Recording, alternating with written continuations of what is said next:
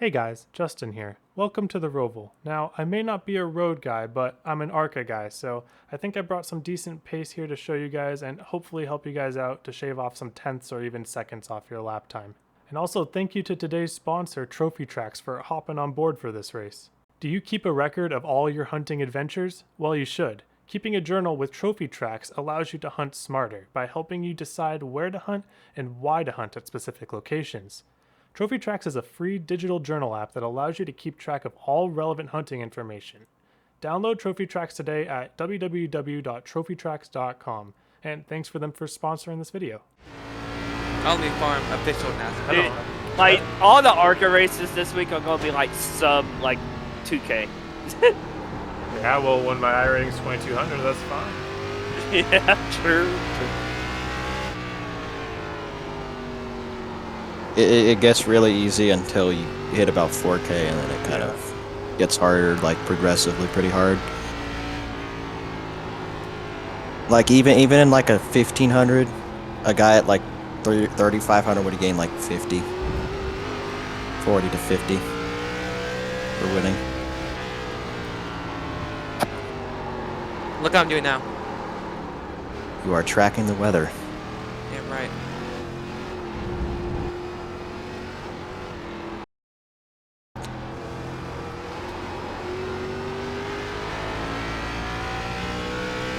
And look at the Dominican Republic is getting cooked.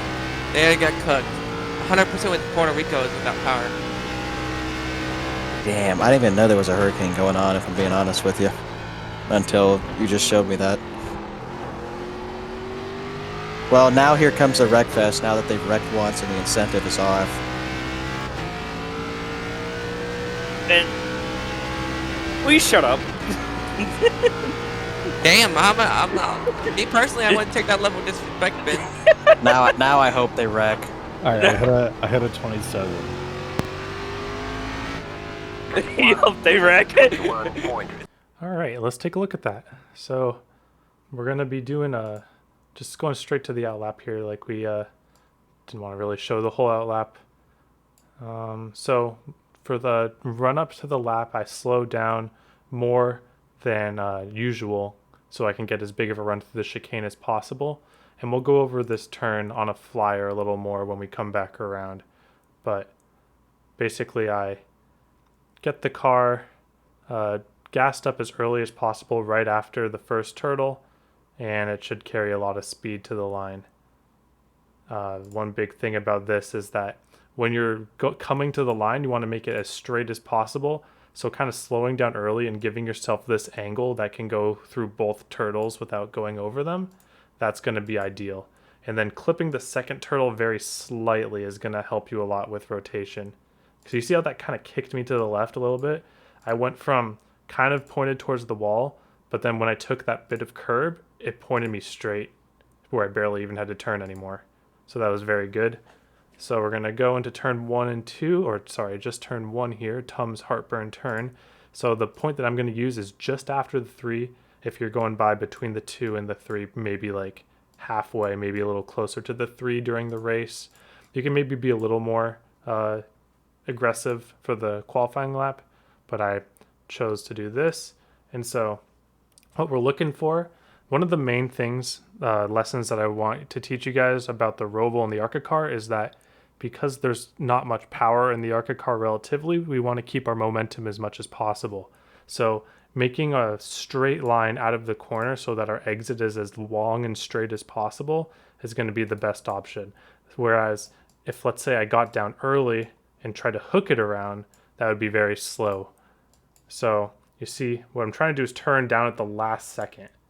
And I could even do this better. I know that I was watching some guys a little better than me do this, and they kind of stayed out here a little longer, then almost just right angled it into the corner, which was kind of cool to see. But I'm not quite at that level of comfort, and I think for you guys it'll be a little more reasonable just to kind of take this arc into it.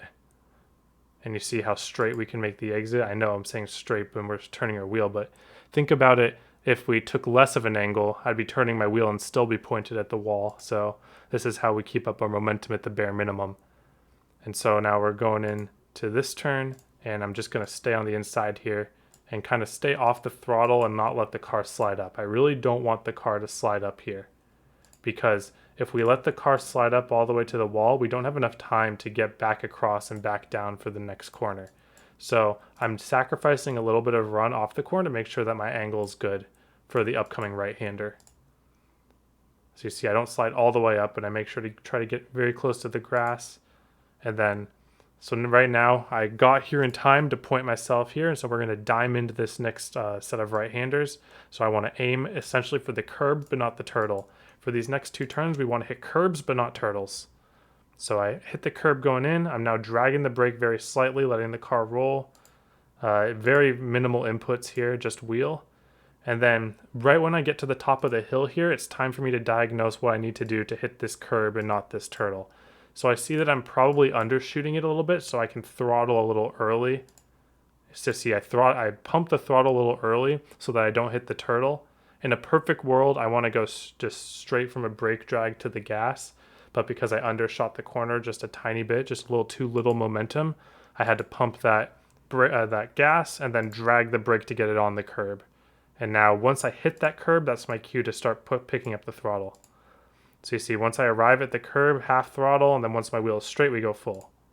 And it's a little loose, but as long as your wheel is coming back straight and you know that it's you're not going to be turning it back to the right anymore, then that's the point where you can start thinking about full throttling. So there we go. I started full throttling and a little loose, but it was very manageable. All right. So for this next right-hander, and apologies, I don't really know the turn numbers. That's kind of on me. But again, we're going to be aiming at the curb, but not at the turtle. The curb will help you. The turtle will hurt you. So a little bit after,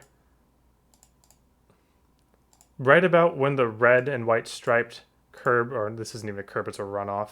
When this runoff starts is about when I start dragging the brake, about 20-30% it looks like. Then I aim at the curb, and then I let it slide all the way up. I let it slide all the way up to the runoff. But I don't want to keep it here for any time at all. I want to throw it off as early as possible and get this really cool diamond. I'll show it again, or I'll show you the line. So once we hit here, I want to go all the way up to the runoff and then immediately off and make that right-hander there super duper straight. So you see right there, and then at this point I am aiming for in between the curb and the wall. I want to almost be touching the wall, but you want to do this in one smooth motion so that you maintain your angle and your momentum the entire time. You see I actually miss a little bit here, but because I'm carrying so much speed, it doesn't matter. But this is probably worth another half a tenth if I were to get it closer to the wall here. So I carry the momentum. I make sure I don't slide up too far. It's kind of a blind hill. Oops, excuse me. It's kind of a blind hill. So if you carry too much speed through here and you get on the gas too early, you'll jump the hill and go into the grass, and you don't want to do that. And besides, we really need to set up for this left-hander now. So I'm kind of choking off the exit a little bit, knowing that I'm carrying a lot of momentum to begin with, and getting ready to ride the curb here. So this corner here, there's not much else you can do besides just wait patiently on the curb. That's usually what I do. So I'm just kind of cutting it as much as possible.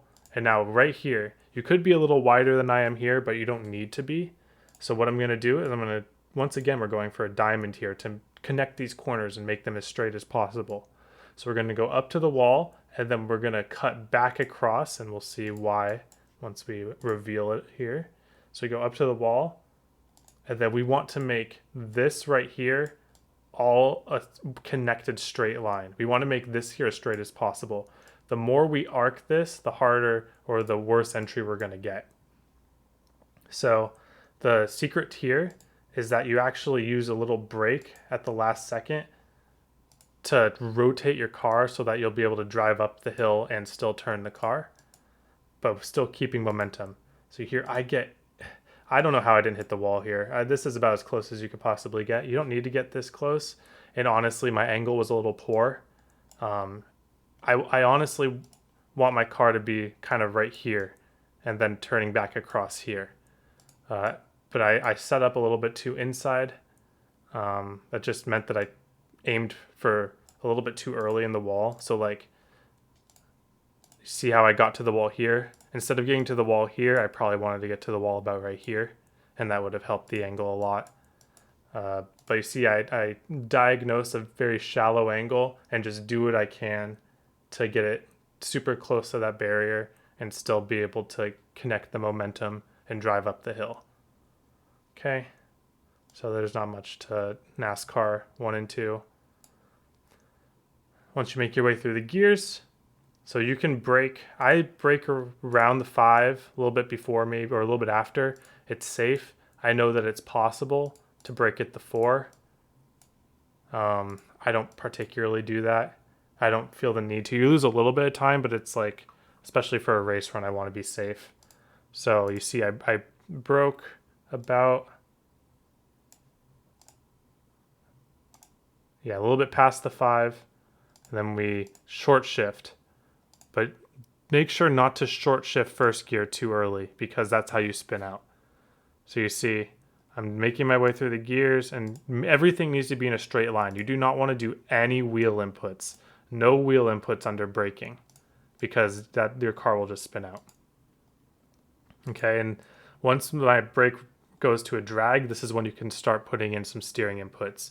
So anything over 50% braking, it's not a good idea to be turning your wheel at all. But once you start dragging under that, then you can start aiming towards the curb. So I actually take a lot of turtle on the first one. It's pretty consistent. You can just drive through the first turtle and not really have it affect you too much. So you see, I take a decent amount of turtle with the left sides, and I'm still straight. And then the moment your car lands, the exact moment your car lands, that's when you want to hook it to the right. And if you're carrying the right amount of speed and you're still holding that brake, you'll get the rights on that curb too. And then once you can go to half throttle immediately, but you can only go to full throttle once you're able to get this angle here established with your car.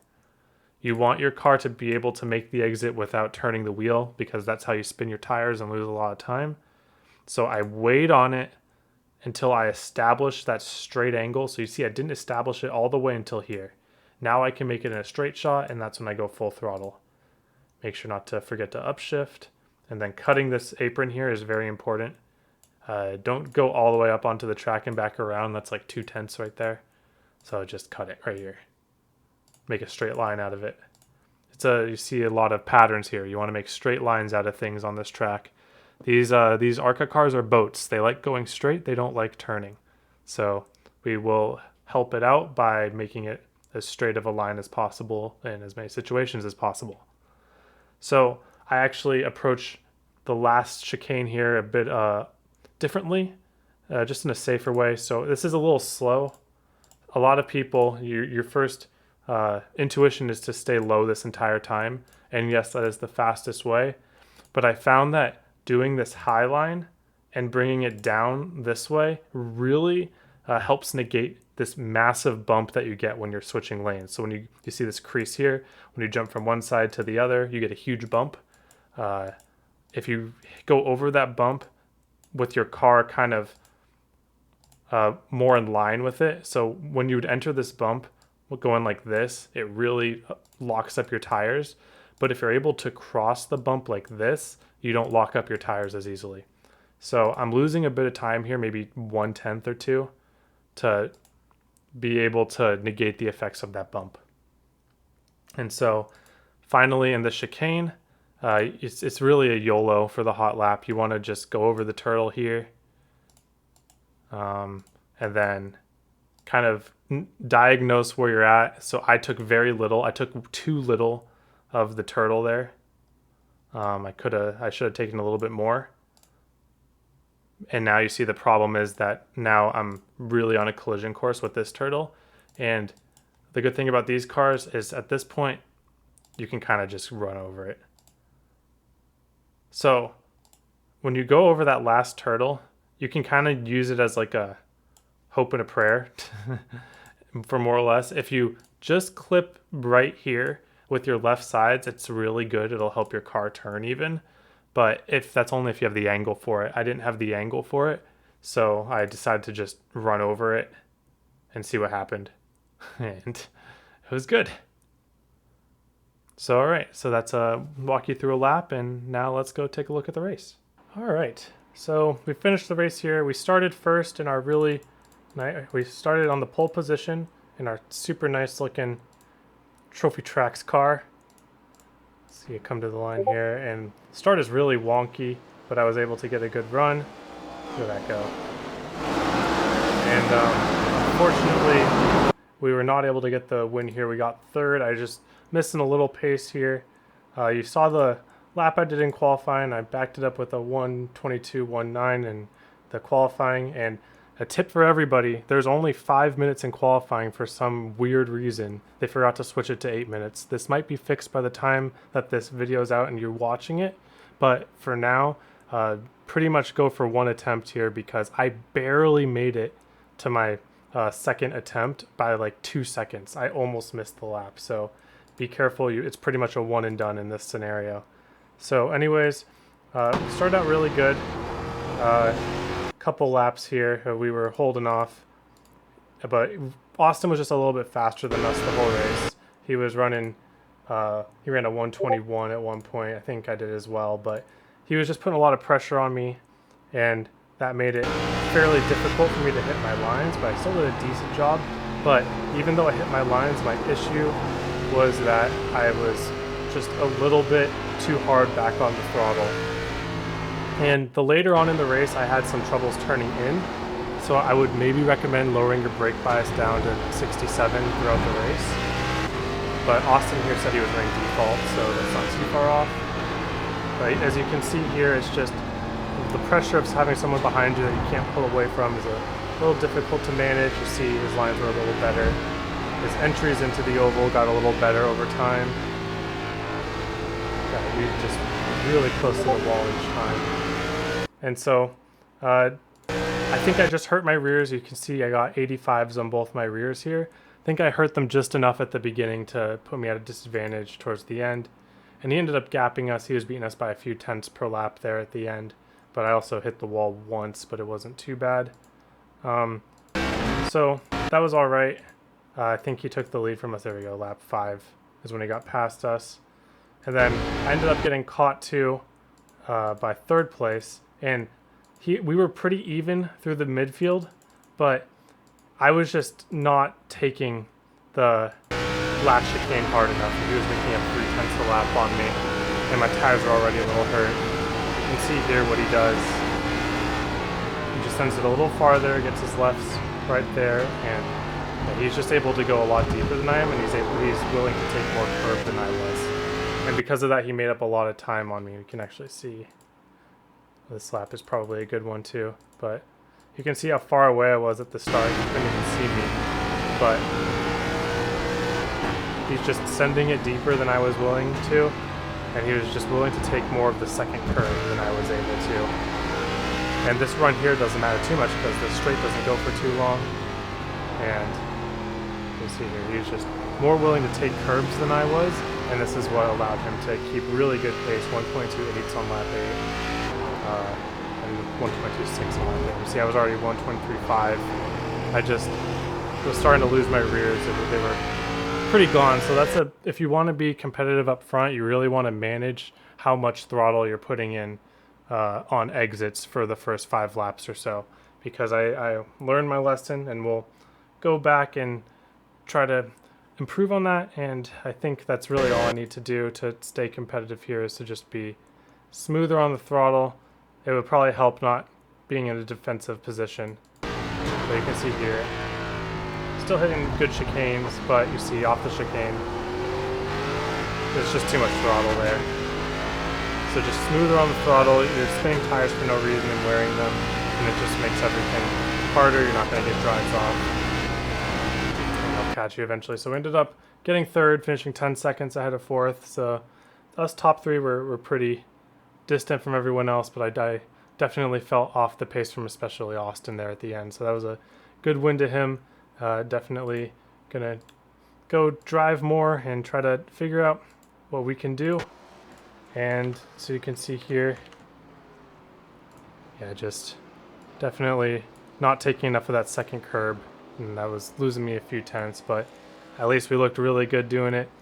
Thanks for Trophy Tracks for hopping on board for this race, and good to get a podium on a road course. I'm not a road course guy at all, but I put a little bit of effort into this, and pretty solid performance. I would have loved the win, but I knew that I didn't have the pace for it quite yet, but maybe later on. So anyways, thank you all for watching. I hope you all have a wonderful day, and I hope to see you all on the track.